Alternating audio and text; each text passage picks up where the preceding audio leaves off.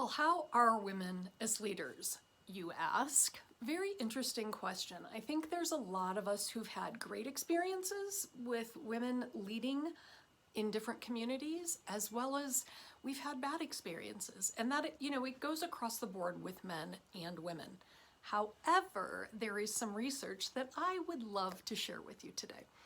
I'm Julie Ulstrup, Leadership Accelerator for Women. I show up here to help you learn proven processes and success strategies so you can live a life that is fulfilling and inspiring and deep and reach your deepest desire. So thank you so much for tuning in. And I'm guessing that maybe you're a little curious. Is this important? Is it important to know how women lead, what we're good at, and how we inspire change? Well, that's one of the things. Women in organizations generally inspire people more with their mission. I mentioned this in one of the previous videos, that women are generally more passionate and more purpose-driven about the work that they do, the work that we do, which is why we're more persuasive about it. Didn't even realize we were going to have an alliteration there, but we've got a little bit of alliteration there. Anyway, there is some other research that shows that women are absolutely seen as just as competent in men. And there are some key areas that have been compiled in research through some metadata, and I'm going to share some of that with you. And I'd love to hear from you. I think sometimes we get these ideas of women are good leaders, women are bad leaders, men are good leaders, men are bad leaders.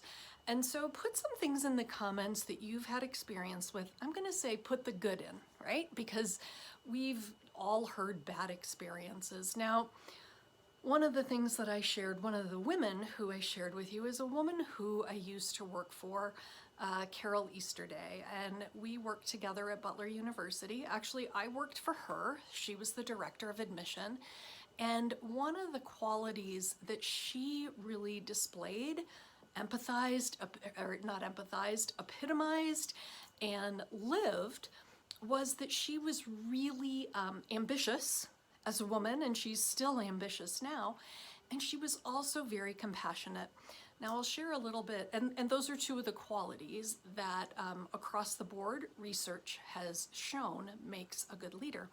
And I will share with you my experience with Carol. I started there when my children were young. So I was working evenings. I was hired for a job that was part-time and working in the evenings. And I came to Carol after, it was a temporary job when I was hired. And after 2 or 3 months, I came to her and I was really nervous. I felt like we'd gotten to be friends. And I said, hey, I want to continue. How does that work? And she was like, oh, this is great. I'm so glad to hear. And I think that is one of the things that when we can really be vulnerable with the people that we work for, here's the thing. This isn't about me. This is about her as a leader. So thank you, Carol Easterday. This is about her as a leader because she was really willing to lead with compassion and sensitivity.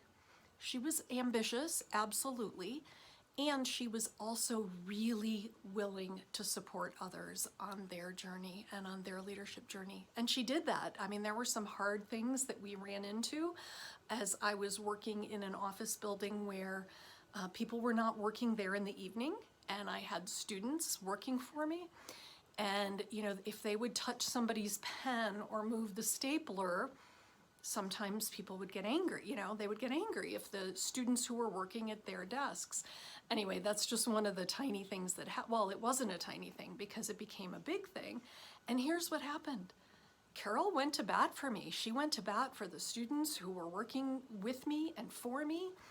And she also was a huge advocate for me in my journey and my leadership journey. She empowered me to rise to my fullest and to use my gifts, because I really was able to connect with those students, and we built a really incredible program. So those are some of the things that women are shown that, that's an example. And women are shown in a study, and I'm going to look at the numbers here. Researchers, this is from Northwestern University, so close to my heart. I grew up in the Chicago suburbs.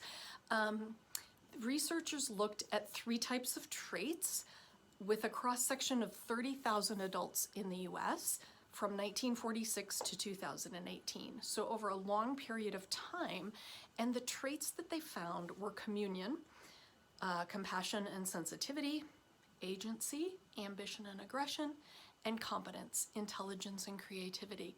And whether participants thought that the trait was truer for women or equally true, the results showed that the competence stereotypes changed dramatically over time, showing that women are more competent than men as leaders, as looked at in those 6 traits. So, I know you've been curious about how women are as leaders, and I'd love to share more with you. Go ahead and subscribe. You can also join our private Facebook group where I'm going to share tips and tools so that you can live your very best life. Give us a thumbs up, join one of our upcoming workshops, and I look forward to seeing you back here on the Leadership Accelerator for Women. Thank you so much for joining us. I'm Julie Ulstrup.